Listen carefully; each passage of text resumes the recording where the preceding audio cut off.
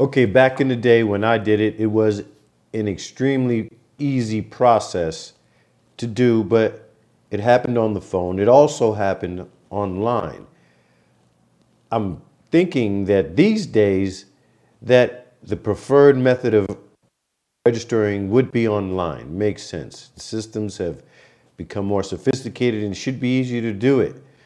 But there still may be scenarios where you have to call in, maybe to make an adjustment, talk to a counselor, and or obtain information for a class. So keep that in mind that you may have to do at some point, if not the immediate day of registration, make some sort of call. But by no means did I mean that you will be registering solely by telephone. No.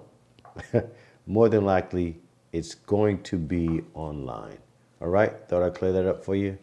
Moving right along. Peace.